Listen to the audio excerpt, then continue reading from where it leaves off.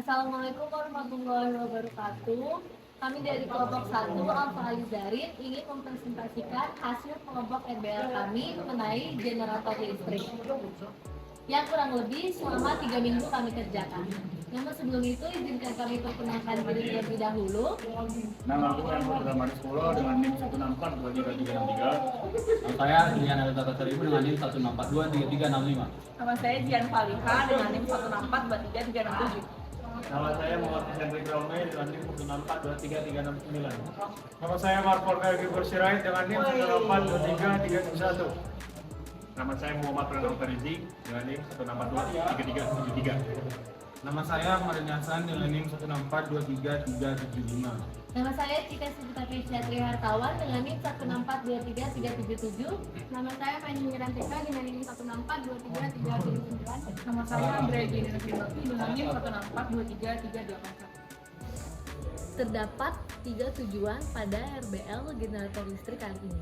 Yang pertama yaitu merancang dan membuat sebuah generator listrik sederhana dengan memanfaatkan konsep listrik magnet dan mekanika yang dapat menyalakan lampu LED. Yang kedua, menyelidiki perubahan dari energi gerak menjadi energi listrik dengan fenomen gaya gerak listrik imbas. Dan yang ketiga, menyelidiki pengaruh beberapa parameter pada generator listrik kali ini berkaitan dengan energi listrik yang dihasilkannya. Oke, di sini kami memakai ide yaitu gerak jatuh bebas. Mengapa? Karena semakin berlangsungnya dia akan semakin cepat perputarannya. Oleh karena itu, perubahan fluxnya akan semakin cepat, yang mengakibatkan gagal induksinya itu semakin besar, semakin banyak. Kalau semakin banyak ya berarti arus induksinya akan semakin besar. Nah, itulah mengapa alasan kami menggunakan gerak jatuh bebas. Kenapa tidak menggunakan sumber air itu kincir air? Satu, kami menganalisis bahwa terdapat banyak sekali problem seperti kincirnya itu ada yang miring, sehingga ketika nanti air yang jatuh dari sumbernya itu dia tidak pas, atau bisa dibilang nanti perputarannya itu dia tidak konstan, yang mengakibatkan kalau misalnya lebih parahnya itu dia akan melambat, yang jadinya beban gagal induksinya itu akan berkurang. Karena gagal yang diusi itu dihasilkan karena itu berpengaruh, faktornya adalah perputaran dari magnet itu sendiri. Sedangkan kami dengan gerak jatuh bebas, semakin berlangsungnya waktu akan semakin cepat, maka perputaran akan semakin cepat. Itulah gagal induksi akan semakin banyak, beban fluxnya akan semakin banyak, sehingga lampu kami akan menyala lebih terang dan juga tegangannya akan menghasilkan lebih banyak, sehingga lampunya bisa dinyalakan lebih banyak. Itulah mengapa kami menggunakan ide gerak jatuh bebas. Yang menjelaskan alat bahan dari RBL yang kami gunakan, di sini menggunakan tokat penambang, kemudian menggunakan multimeter yang digunakan untuk mengukur tegangan dan arus. Kemudian di sini menggunakan 2 kumparan, yang kumparan 1 1609 dan kumparan 2 609. Di dalam kumparan di sini terdapat magnet, kemudian menggunakan sumpit dan tusuk sate, kemudian ada katrol dan tali. Kemudian terdapat 2 pemberat dengan pemberat 1 200 gram dan pemberat 2 300 gram. Kemudian di sini terdapat breadboard yang dilengkapi dengan rangkaian paralel dari 15 LED. Ini saya akan mengambil 8 data. 8 data itu divariasikan dengan 2 alat ini yang masanya kalau 300 dan masanya ini 200 dan melakukan berbagai variasi. Nah, yang kami lakukan di sini adalah kami memakai multimeter, kami mencolokkannya ke bagian sini dan satu lagi ke bagian sebelahnya. Dan setelah itu di sini kami menggunakan alat ini. Ketika alat ini dijatuhkan, maka benang yang pada di sini akan ikut ke bawah, mengakibatkan ininya berputar, di mana pada saat ini berputar magnet yang ada di dalamnya ini ikut berputar, mengakibatkan terdapat arus dan tegangan pada voltmeter. Nah, hal ini kami lakukan sebanyak 8 kali dengan dua masa.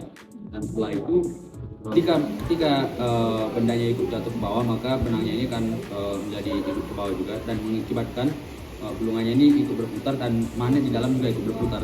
Pada saat magnet ikut berputar, maka lampunya ini akan menyala, dan pada saat menyala kami tempelkan ini pada kedua bagian. Ini untuk yang positif, yang merah untuk yang positif dan yang hitam untuk yang negatif. Pada saat ditempelkan, maka pada saat dia berputar, maka akan terdapat arus dan tegangan. Nah, hal ini kami lakukan sebanyak 8 kali untuk mendapatkan data tersebut.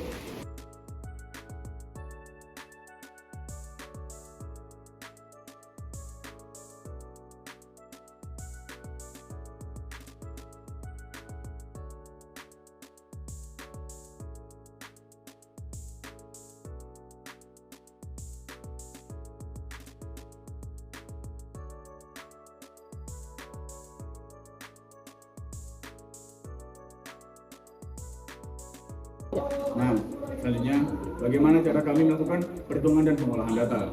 Tentunya, sebelum melakukan hal tersebut, kita perlu mencari data-data apa saja yang dibutuhkan untuk diolah. Yang pertama, ada massa. Simpel saja, kami menaruh benda yang akan dihitung dengan neraca. Nanti langsung muncullah angka di neraca tersebut. Dapatlah dua benda dengan massa benda pertama itu 300 gram dan massa benda yang kedua 200 gram. Nah, yang kedua dan yang ketiga adalah tegangan dan arus. Bagaimana cara kami mencari data tersebut? Cara kami mencarinya yaitu dengan menggunakan multimeter. Kenapa? Karena multimeter dapat mencari kedua hal tersebut dengan cara demo yang dilakukan oleh teman saya yaitu Adrian. Nah, yang ketiga stopwatch.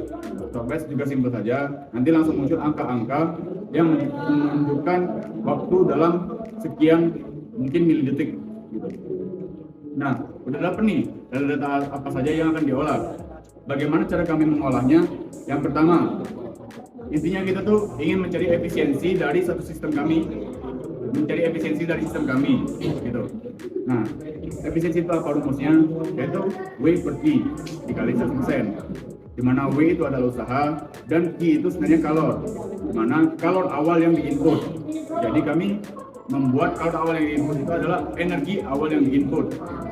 Apa energi awal yang diinput? Yaitu energi mekanik tentunya. Di mana energi mekanik pada benda kami adalah benda saat diam.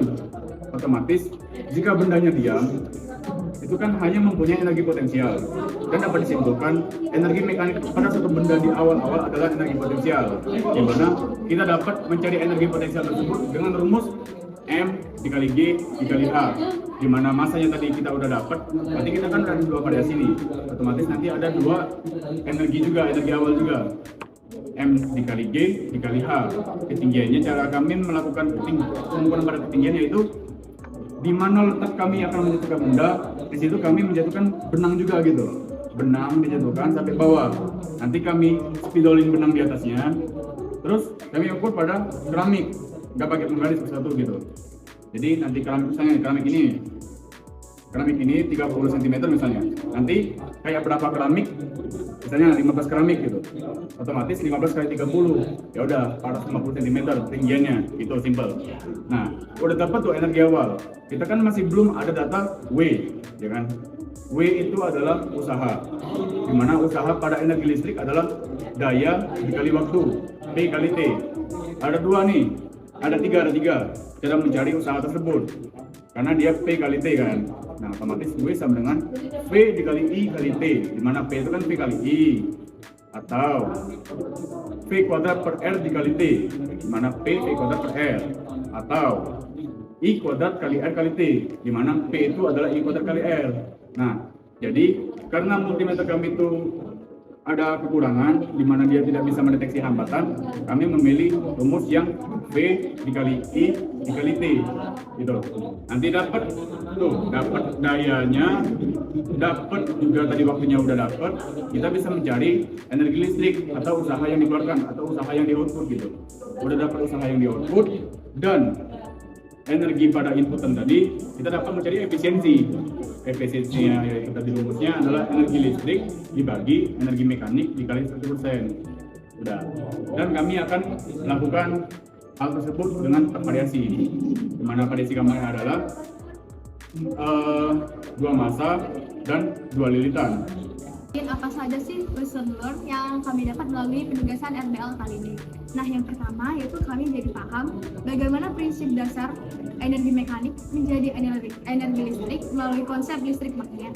Yang kedua, kami jadi mengetahui beberapa pengaruh parameter terhadap generator listrik. Misalnya yang pertama yaitu energi penggerak. Jika ingin menghasilkan energi listrik yang lebih besar, maka penggerak mekanik juga harus ditambah. Contohnya dengan memvariasikan ketinggian ataupun massa benda. Yang kemudian jumlah lilitan. Semakin banyak jumlah lilitan kumparan, maka semakin tinggi tegangan yang dihasilkan. Namun hal tersebut juga berpengaruh terhadap munculnya hambatan pada kumparan. Kemudian jumlah lampu LED. Jika ingin memperbanyak jumlah LED dan memperlama menyalanya, maka output dari generator listrik harus sesuai. Kemudian yang ketiga yaitu memperkuat kerjasama antar kelompok, dan yang terakhir memberikan amanah dan tanggung jawab kepada setiap anggota kelompok. Kesimpulan dari percobaan kami yang pertama, kami berhasil membuat generator listrik sederhana menggunakan kawat tembaga, magnet, dan gerak jatuh bebas yang mengubah energi mekanik menjadi energi listrik. Yang kedua, hasil percobaan ini menunjukkan energi mekanik dapat diubah menjadi energi listrik menggunakan gaya induksi. Ketika benda jatuh bebas dan kumparan bergerak, kumparan yang dilewati oleh magnet memunculkan gaya induksi yang kemudian dialirkan ke lampu LED, kemudian lampu LED tersebut menyala. Lampu tersebut menyala karena terjadinya perubahan flux yang menghasilkan gaya induksi dan menyebabkan arus mengalir.